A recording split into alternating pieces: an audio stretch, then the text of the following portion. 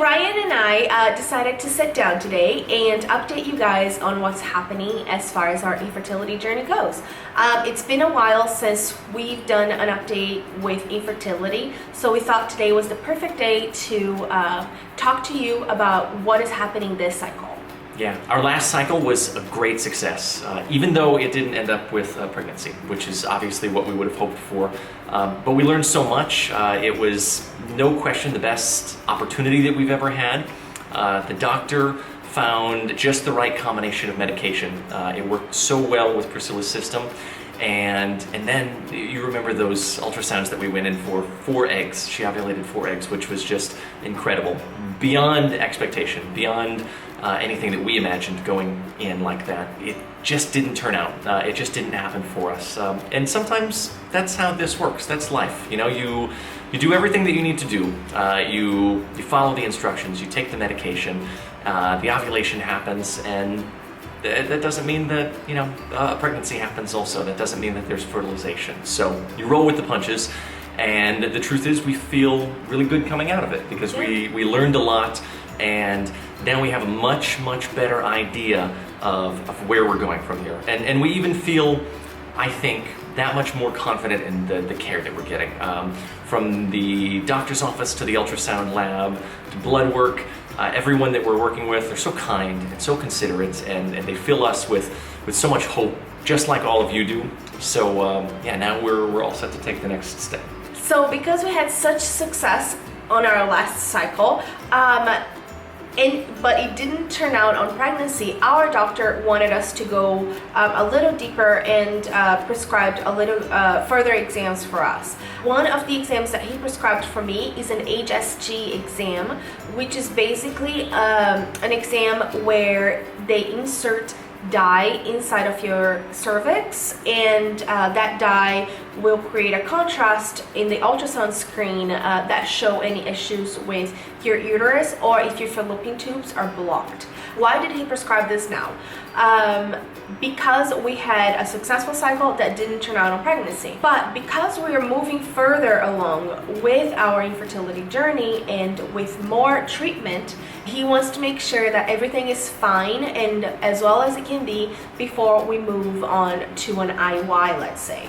Right. That makes sense, I think, because this kind of a test, it just helps you, cross one potential issue off of the list. And what a shame it would be to move forward, to take more steps, to take perhaps costly steps even, right, and then to not meet with success just because we didn't know the answer to this question. So we totally understand, makes sense, but there's time involved. Yeah, so the frustrating part about this new development is that we have to wait for a cycle. I'm not sure how it is where you guys are with HSG exams, but here in Brazil, they require that you have a pap smear and a vaginal culture before taking the exam. My last pap smear was in Chicago, was done in Chicago, and a little over a year ago, but not that much. Yeah. And they require that you've taken your pap smear in less than a year.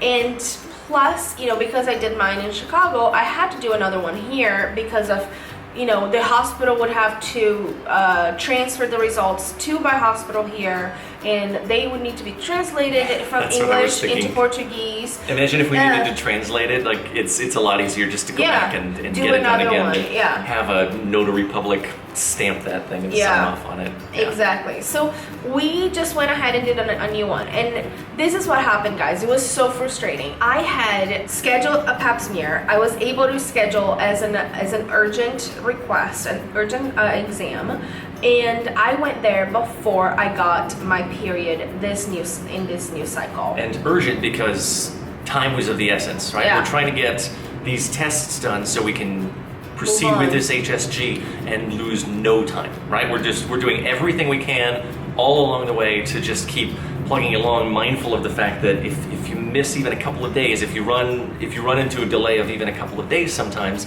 well, the whole cycle is gone, and now you have to wait, right? Because you're operating on essentially a biological monthly clock. Yeah, exactly. Everything is about that 1 month cycle. So I went ahead, I was able to get into with the doctor to get this pap smear before I got my period. But here's the kicker. I was taking progesterone, and the progesterone that I was taking was as vaginal capsules.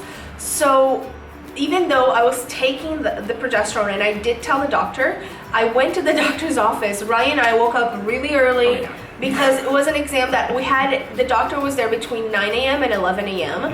and it was first come, first serve. So we tried to get there really early so we could, be one of the firsts there. We had no idea, but it was the office was full of people, and we waited for a long time.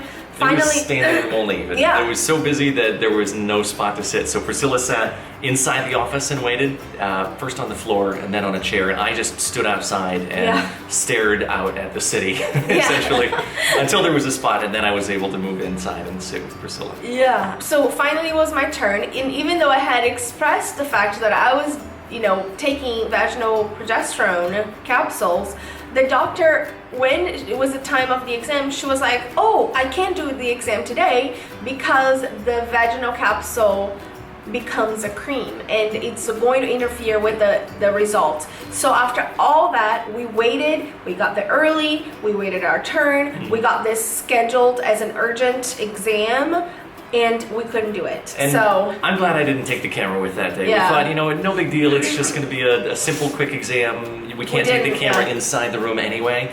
But I think the dead look on our faces when we found out that we couldn't get the test that day. I'm glad I don't have to rewatch that. I'm glad I didn't have to edit that all together, frankly, because we made it. It was no secret that Priscilla was still taking progesterone. She was forthcoming with them the entire time, and why it took them until we were actually physically there and you in the room with the doctor to find out that was a problem. We don't know. It escapes me. So it was quite frustrating, and we left.